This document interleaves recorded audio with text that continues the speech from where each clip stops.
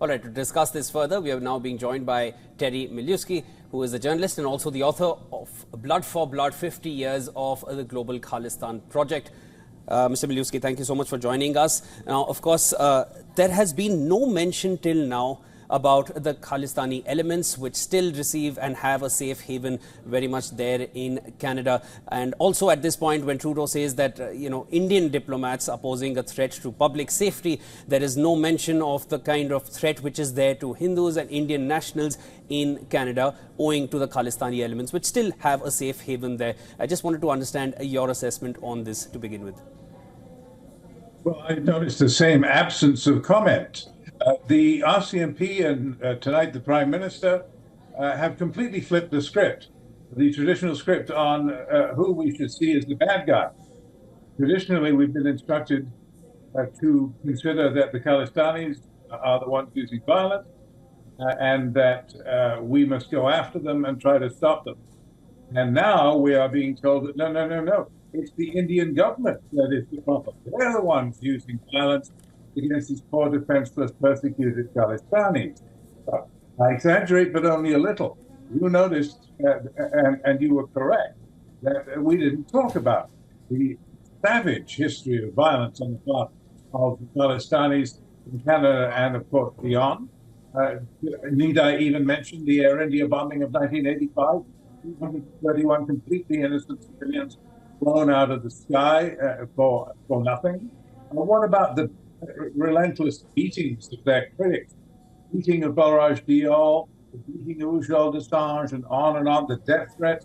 I've had my share, others have had it far worse.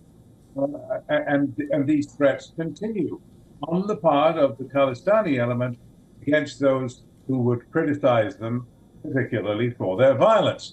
So this presents us a very strange picture. And it suggests to me that what's happened is that the Liberal government of President Trudeau has been spun.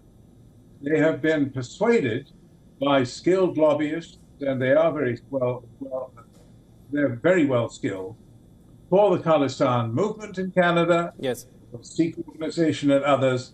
They have been persuaded to believe that they don't know about the 20,000 people who died in the desperately violent insurgency in Punjab in the 1980s and early 90s. They don't know the history.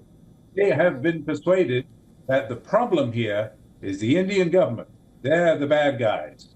And that's something new. Mr. Miliuski, just now shifting focus to the internal politics. Absolutely. And now that you said that, I would also like your assessment on this. Now, reports suggest that over 25 Liberal MPs, they signed a document recently calling for Trudeau's ouster. And not even the polls, the Canadian polls. Now, this is a report by CBC. These polls, they don't really show a lot of support for Trudeau. They show Liberals getting 22% majority there in their opinion polls. What is your assessment? Is this the last kind of ditch effort by Trudeau to garner support from specific sections in Canada to retain power? I wish he had such a sophisticated plan. I don't think he has any plan at all. I don't think he has any grand design to alter the arc of Canadian politics. I don't think it can be altered. I think he is toast in Canada. That is to say that there will be an election due next year. I don't think he can survive it. I think he's finished. And that's the traditional, your time is up after a certain period of time, usually about 9 years for some reason. Harper, Chrétien, these prime ministers all seem to last less than a decade before maybe you just get tired of them and want something new. And that's what is happening to Trudeau. I don't expect him the Prime Minister when this fracas between India and Canada is finally resolved, if it ever is. I think Trudeau is not doing this because he thinks it will flip politically and that he'll somehow survive. Canadians barely follow these methods. Canadians were polled recently about the worst terrorist incident in Canadian history, the Air India bombing of 1985. They didn't know what it was. They didn't know what the pollsters were talking about. That's how much interest Canadians have traditionally taken in what they see as somebody else's problem. It's an Indian problem. It's a problem first the other side of the world, not our affair. And I don't expect that to change. I don't think Trudeau believes that he is going to script, as I say. I think that he probably knows that he's toast and he wants to go out in a blaze of glory as standing for the integrity of Canadian sovereignty, defying any foreign power that wants to come here, take Canadian law and carry out murders and assassinations in Canada on Canadian soil. Mr. Milewski, he sees that as a fine point of principle, and he's going to stand on it.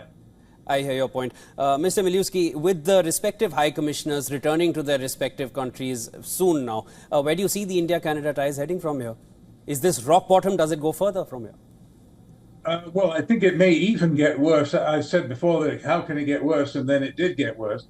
It's probably going to get worse still before it gets better. But there are reasons to think that there's going to be an end to it. What I mean is, about two trials, two criminal trials. The first is that of Nikhil Gupta, who's been extradited from Czechoslovakia, now sits in an American jail, awaiting trial on the FBI, the Department of Justice in the United States, brought a lengthy indictment of which you've heard against Gupta as being the alleged handler on behalf of certain high officials of the intelligence services in India, and engineered a plot to hire gangsters to go out and kill Diplomats of Sikhs for Justice, and also Hardeep Singh Nijjar in Canada, as he was assassinated in September of last year. So that trial will tell us whether indeed it was real. That's the trial's job, sort out facts from spin. And we may find out that it was all true, or we may find out that it was all an illusion. Then the other trial that we have to watch is that of the four goons that were hired to kill Nijjar. Were they paid by somebody like Nikhil Gupta? Were they paid by someone acting on behalf of the Indian government? Remember that there are some differences between the American and Canadian approach.